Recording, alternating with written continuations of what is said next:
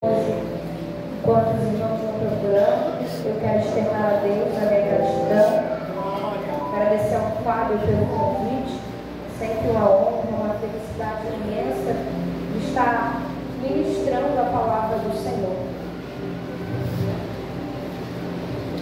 E diz assim a palavra do Senhor, Apocalipse, capítulo de número 3, verso de número 14. Escreve ao anjo da igreja em Laodiceia: estas coisas diz o Amém, a testemunha fiel e verdadeira, o princípio da criação de Deus. Verso 15: conheço as tuas obras, sei que não é frio nem quente, antes fosse frio ou quente. Assim, porque tu és morno e não és quente nem frio, estou a ponto de vomitar-te da minha boca. Porque tu dizes: sou rico, tenho prosperado e nada me falta, mas não sabes que é infeliz, miserável, pobre, cego.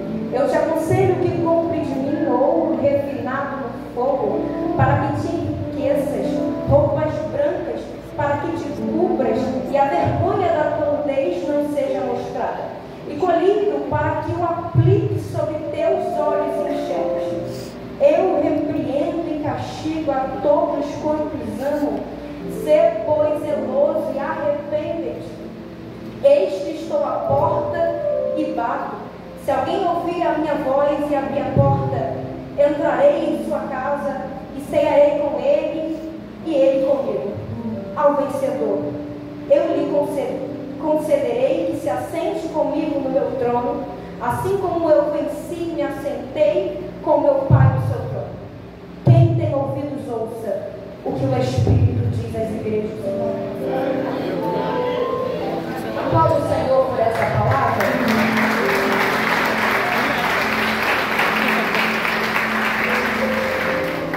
Irmãos, o texto que nós lemos é uma das cartas que Jesus entregou a João na ilha de Patmos para serem enviadas às 7 igrejas da Ásia. Apocalipse, capítulo de número 3, verso número 14, ele vai iniciar o texto dizendo: ao anjo da igreja em Laodiceia que escreve. Anjo significa mensageiro. Eu acredito que o anjo ao qual o Senhor está se referindo aqui é aquele que aparenta representar a capacidade de influência na entrega da mensagem. O pastor João escreve ao anjo da igreja. E a primeira pergunta que eu fiz no texto é: por que João escreve ao anjo da igreja? Por 2 motivos. Primeiro, para ele saber de coisas que estão acontecendo sem ele.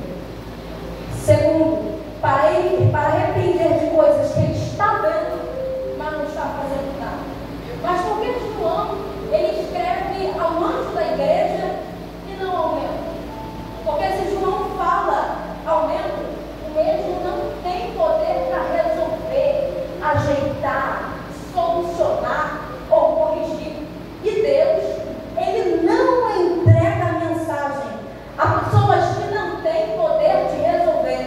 Deus entrega a mensagem a pessoas que têm capacidade de resolução na entrega dela. Jesus inicia a mensagem fazendo uma breve apresentação de quem ele é.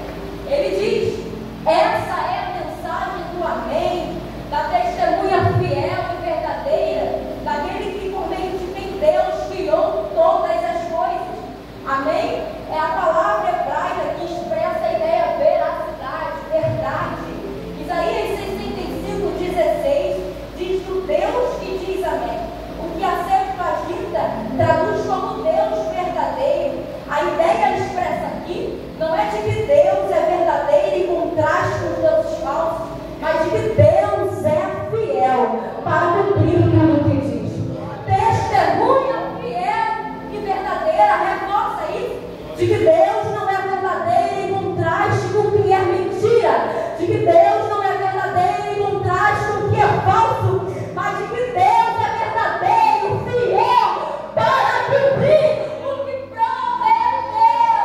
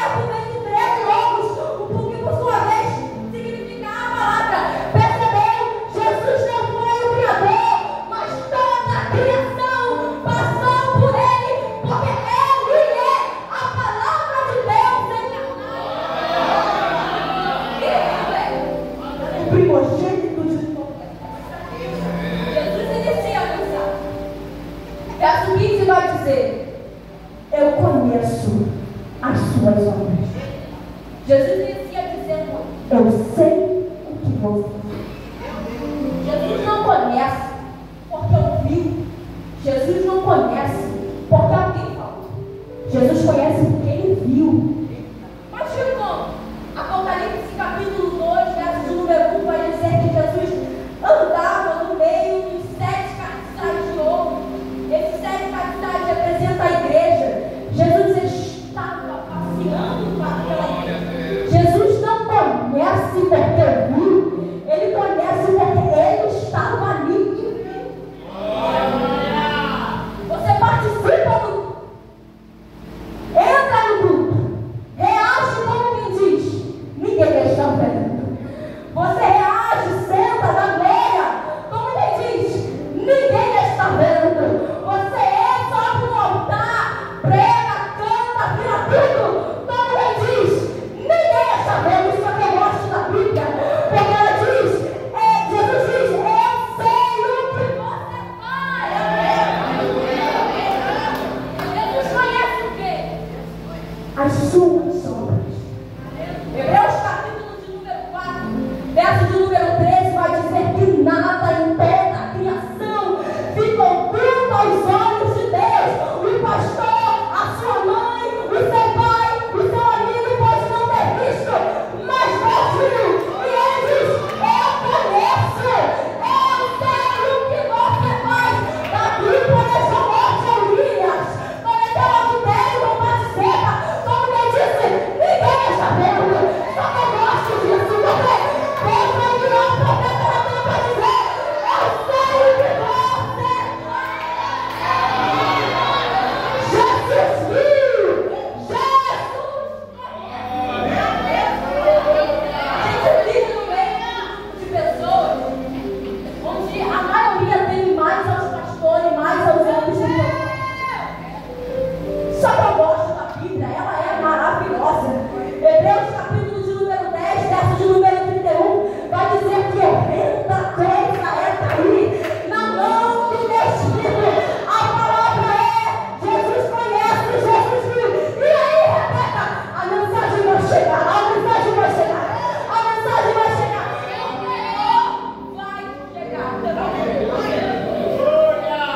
A mensagem chega. Jesus diz: eu conheço as coisas e sei que não és frio e nem quente. Jesus está usando algo que a igreja realmente vive para explicar sua situação espiritual. A igreja em Laodiceia ficava entre duas cidades: Hierápolis e Colosso. Hierápolis e Colosso. Em Hierápolis, as águas eram quentes por conta dos vulcões naquela região, e as águas de Colosso eram geladas. As águas termais de Hierápolis ajudavam no tratamento de alguns problemas de saúde. As águas frias de Colosso eram boas para beber. Laodiceia, por sua vez, não tinha fontes de água. Então vinham os dutos das duas cidades para abastecer Laodiceia. Mas com a mistura da água quente de Hierápolis com as águas frias de Colosso, as águas chegam mortas. Aleluia! E as águas mortas de Laodiceia basicamente não serviam para nada. Só davam ânsia de fome. A situação da igreja é parecida com a do mundo, porque as águas mornas produziam ânsia de vômito do povo, e a fé morna produzia ânsia de fome. Meu Deus! As águas só se tornavam mornas porque havia um equilíbrio entre o quente e o frio. E a igreja só se torna morna porque ela tem equilíbrio entre Deus e o mundo. Elas não se deixavam totalmente ser conduzidas pelas doutrinas falsas, mas também não se dedicavam totalmente à verdade. Não era tão mal quanto alguns dos seus compatriotas famosos, mas também não estava verdadeiramente interessado em ser crente. O que fez a igreja ser morna foi querer ao mesmo tempo ter Deus e o mundo, foi querer ao mesmo tempo ter Deus e o imperador, foi querer ter Deus, querer misturar o santo e o profano, foi querer louvar a Deus de uma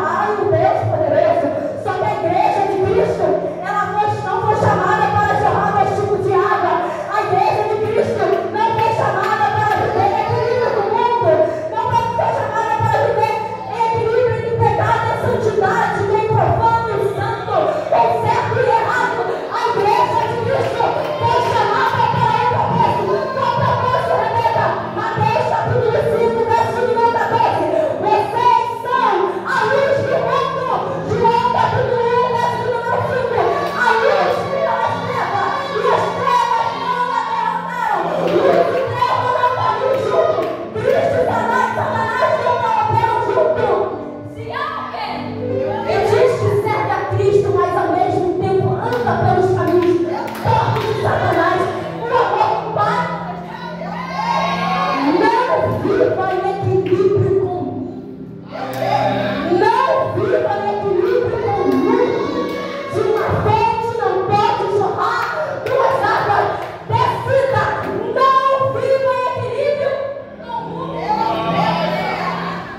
A palavra de Jesus nos faz entender que o problema não é ser frio, o problema não é ser quente.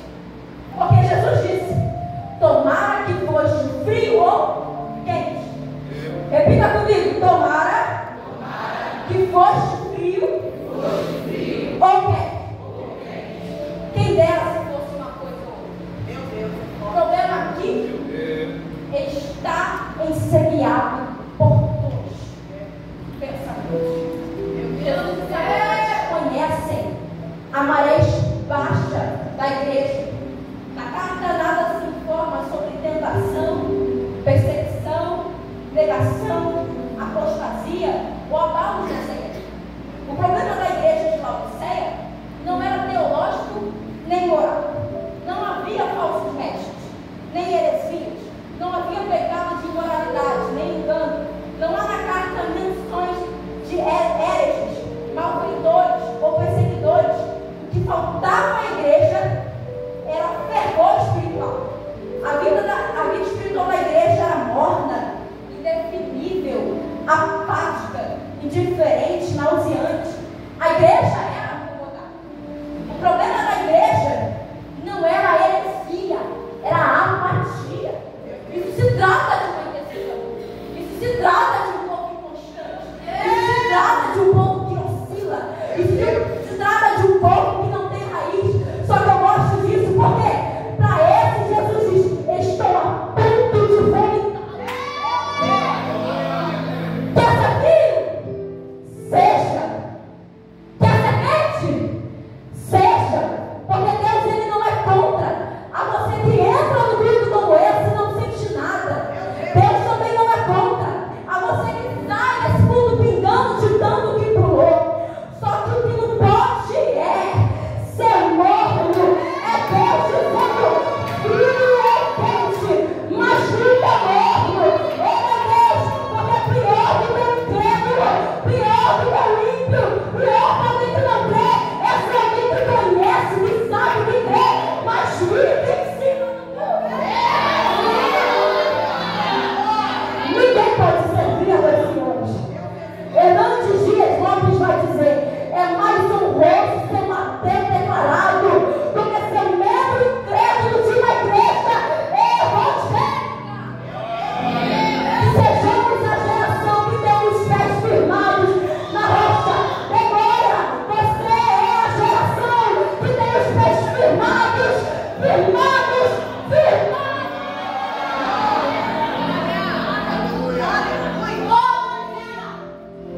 Eu sorri, não tenho falta de nada. Eles olhavam para si e achavam que tinham. Eles tinham de fato muito dinheiro, porque lá havia um centro bancário financeiro. Era uma das cidades mais ricas do mundo. Ela foi desvastada por um terremoto e reconstruída sem precisar de ajuda de brancos. A cidade era tão rica e não sentia a necessidade de Deus. Só que tudo aquilo que vivemos, adquirimos, possuímos, ainda que seja tudo sem Deus, é nada. A cidade era maior. Jesus vai dizer, mesmo eles achando que tinha muito dinheiro, que não precisavam de Deus, porque a cidade era rica em muitas coisas. Mas Jesus vai dizer: vocês são pobres, infelizes, miseráveis, nus e cegos. Cegos e nus. Havia uma escola de medicina famosa que fabricava 2 ungüentos quase milagrosos para o ouvido de ossos. O pó para fabricar o conigo era o remédio mais importante produzido na cidade. A cidade era a maior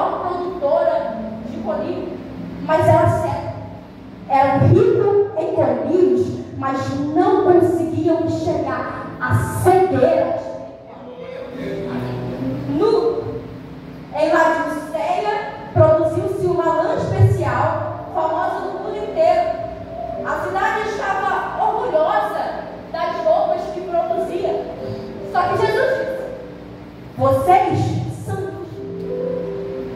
Veste na Bíblia fala de santidade, de caráter, de pureza.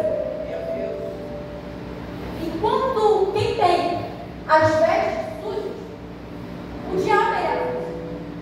O diabo vai acusar. Eram ricos nas roupas que produziam, mas não conseguia tampar as suas vergonhas, as suas nudez espiritual.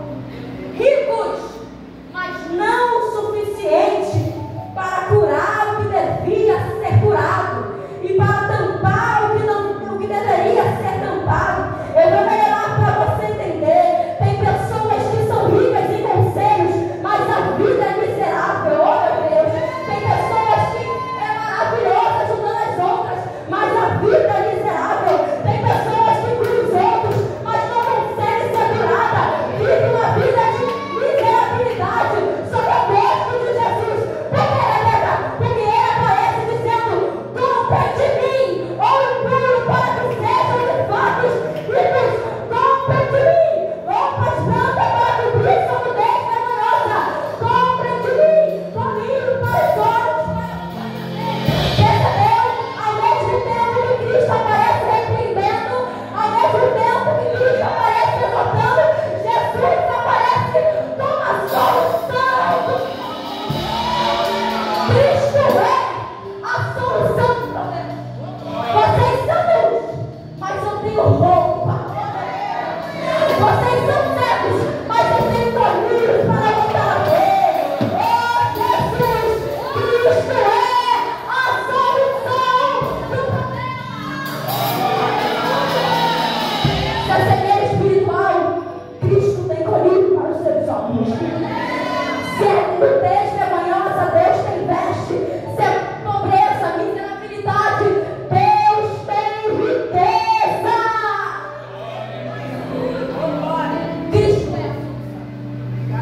Cristo é a solução. Cristo é a solução. Cristo chegou. Eis que estou à porta e bato. Só se batia na porta de alguém por duas ocasiões. Primeiro, ladrão. Segundo, alguém para ficar com um período de mês. Jesus estava concluindo um assunto urgente que começou em Éfeso, a igreja em Éfeso. Jesus disse: arrependei-vos, senão brevemente vereis o castigo. E continua falando: para Esmirna, sede fiel até a morte, para Pérgamo, arrependa-te, senão brevemente vereis o castigo. Para Tiatira, guarde o que tem para que ninguém roube a sua coluna. Para Sardes, arrepender-te, senão verei como ladrão.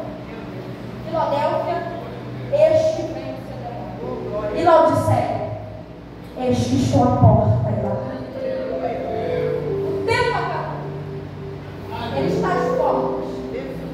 E disse: eis que estou à porta e bato. Do início ao fim da mensagem, Laodiceia não recebe nenhum elogio de Jesus. Só que a gente vê Jesus dizer: eis que estou à porta e bato.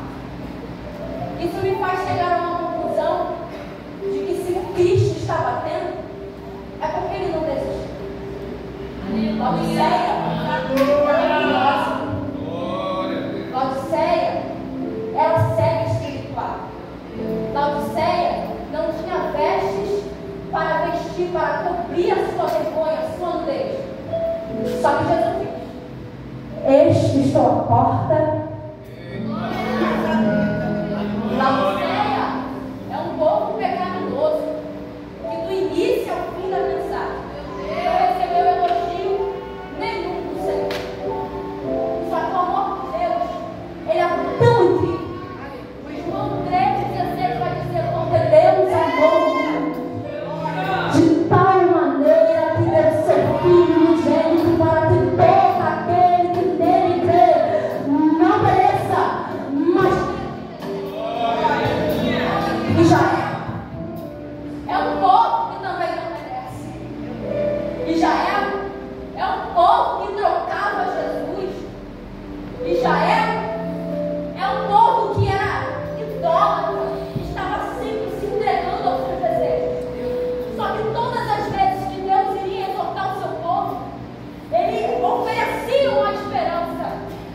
Israel era podre de alma. Israel era pecaminoso, assim como eu e você. Só que Deus olha e diz: Eis que estou à porta e bato. Talvez você não era nem para aqui, por tanta coisa ruim que você fez, por tanta coisa ruim que eu fiz. Só que Jesus disse: eu estou batendo, e é porque eu não desisti. Eu estou batendo e eu não desisti. Para o homem, você não tinha mais jeito. Para Satanás, acabou. Teu ministério já foi, tua vida já foi. Você é miserável, você é nu, você é cego. Só que Deus aparece dizendo e quebrando a ideia satânica de Satanás e falando: eu estou à porta e toma fé. Você está batendo é porque ele não desistiu. Este estou à porta e bate. Este estou à porta e bate. E mais do que isso, ele diz: se alguém ouvir a minha voz e abrir a porta, eu entrarei. E abrir a porta, eu entrarei. Porque Jesus, ele não entra sem sua atividade. Jesus, ele não entra sem você abrir a porta. Ele está batendo porque não desistiu de você, mas esperando de você um convite para ele entrar. Jesus quer fazer. Só que ele diz: se abrir a porta, se você abrir a porta, eu entrarei. Depende de uma atitude minha e sua para Jesus trabalhar. Talvez muita coisa na sua vida não tenha dado certo, não tenha fluído. Porque Jesus, você não estava abrindo a porta para Jesus entrar. Jesus quer entrar. Jesus quer fazer. Jesus quer trabalhar. Rebeca, mas a minha vida eu faço coisa terrível. Jesus está batendo. Rebeca, mas o meu pecado é horrível. Jesus está batendo. Rebeca, mas hoje eu fiz uma coisa terrível. Jesus está batendo. Jesus disse: se abrir a porta, eu entrarei e cearei com ele. Ceia fala de comunhão. Eu gosto muito disso aqui. Porque eu sou tão errante. Eu sou tão falha. Sou tão suja. Só que Jesus está nos dando a oportunidade e dizendo: se abrir a porta, a comunhão será restaurada. Se abrir a porta, a nossa intimidade, o nosso relacionamento será restaurado. Enquanto tem alguém que abre a porta para Cristo entrar, Cristo diz que se abrir, ele vai abrir as portas do céu para ele.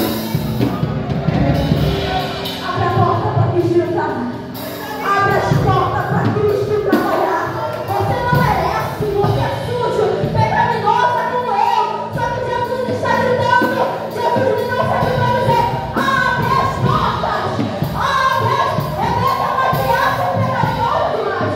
Abre as portas. Rebeca, mas me chutam fria, suja demais. Abre as portas.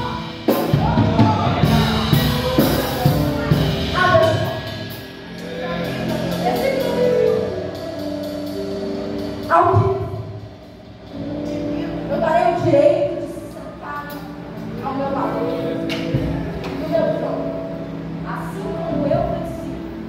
E agora estou sentado ao trono do meu lado. Ao que vencer? A gente tem uma ideia, né, de que só se vence lutando. Só se vence guerreando. Abandonar as armas, entregar de mão beijada tudo aquilo que Deus disse, não te torna um vencedor. Porque o vencedor, ele vence a dor. O vencedor, ele vence as dificuldades.